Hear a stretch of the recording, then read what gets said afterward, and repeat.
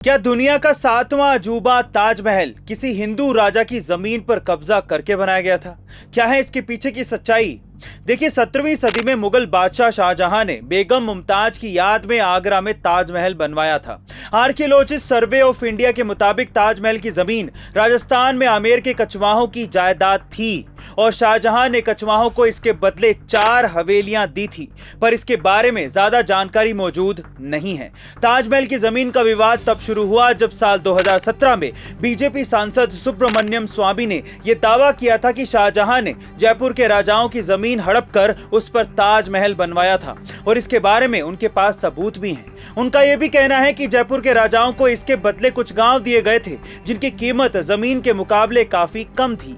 यही नहीं, साल 2022 में जयपुर राजघराने की सदस्य दिया कुमारी ने भी दावा किया था कि शाहजहां ने जयपुर राजघराने की जमीन पर जबरन कब्जा करके ताजमहल बनवाया था। पर आपका इसके बारे में क्या ख्याल है, कमेंट सेक्शन में जरूर लिखिएगा। भारत के 8 नेवी ऑफिसर्स को आखिर कतर ने रिहा क्यों कर दिया? आज से 7 महीने पहले भारत के जो 8 नेवी ऑफिसर्स जासूसी के आरोप में कतर की जेल में बंद कर दिए गए थे और जिन्हें फांसी की सजा सुना दी गई थी, आज उन सभी अधिकारियों की देश वापसी हो गई और ये भारत की एक और सशक्त भू राजनीतिक जीत है। 27 अक्टूबर को कतर कोर्ट ने भारत के 8 नेवी अधिकारियों को जासूसी के आरोप में फांसी की सजा सुना दी थी, जिसके बारे में पता चलते ही भारत सरकार ने इस मामले में हस्तक्षेप किया और कतर की कोर्ट में इस सजा के खिलाफ अपील की। इसी दौरान COP28 समिट में प्रधानमंत्री मोदी जी कतर के राजा से भी मिले थे और ऐसा कहा जा रहा है कि इसी मुलाकात में मोदी जी ने अधिकारियों को छोड़ने के बारे में कहा था। बाद में भारत के विदेश मंत्रालय ने अपनी कूटनीति से सभी अधिकारियों की फांसी की सजा को इम्प्रिजनमेंट में बदल दिया और अब उन्हें रिहा कर दिया गया है। हालांकि नेशनल सिक्योरिटी को देखते हुए विदेश मंत्रालय ने इसके बारे में कोई भी जानकारी नहीं दी है, लेकिन हम ये कह सकते हैं कि मोदी है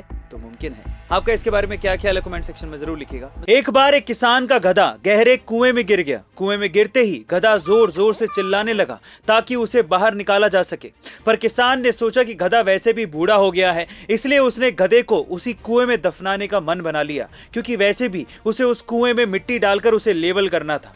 इसलिए उसने कुछ लोगों को बुलाकर कुएं में मिट्टी भरनी शुरू कर दी। पर जैसे ही गधे के ऊपर मिट्टी गिरी, उसे समझ में आ गया कि उसे कुएं में ही दफनाने वाले हैं, इसलिए उसने पहले चिल्लाना बंद किया और सोचना शुरू किया। जैसे जैसे गधे के ऊपर मिट्टी गिर रही थी, वैसे वैसे गधा उस मिट्टी को पीठ से हटाकर नीचे गिरा देता और उस पर चढ़ जाता। धीरे धीरे कुएं में मिट्टी भरती चली गई और गधा ऊपर आने लगा। अंत में जब कुआं पूरी तरीके से भर गया तो गधा एकदम से छलांग लगाकर कुएं से बाहर आ गया। लेकिन ये देखकर किसान के होश उड़ गए थे। गाइस, उस मिट्टी की तरह हमारी जिंदगी में भी रोजाना मुश्किलें और दिक्कतें हमारी पीठ के ऊपर आती हैं, लेकिन जीतता वही है जो उन दिक्कतों को झटक के उनका सामना करके एक एक कदम ऊपर उठता है। गाइस, एप्पल ने एक ऐसा प्रोडक्ट बना दिया है जो कि आपको साई-फाई मूवी जैसा फील करवा देगा। उस प्रोडक्ट का नाम है एप्पल विजन प्रो। अब क्या खास है एप्पल विजन प्रो में, चलिए हम आपको बताते हैं। पहला, एप्पल विजन प्रो के डीप फेक ऐप कॉन्सेप्ट से आप खुद को या फिर अपने किसी दोस्त को एक मशहूर सेलिब्रिटी के रूप में देख सकते हैं या दिखा सकते हैं। दूसरा, आप इस गैजेट को पहनकर वर्चुअली एक से ज्यादा स्क्रीन पर काम कर सकते हैं। तीसरा, Apple vision pro real estate industry में घर बनने से पहले वर्चुअली उस घर का होम टूर आपको करवा सकता है। चौथा, अब आप और आपके बच्चे वर्चुअली गेम खेल के घर को साफ भी कर सकते हैं, यानी बच्चे वर्चुअल गेम भी खेलेंगे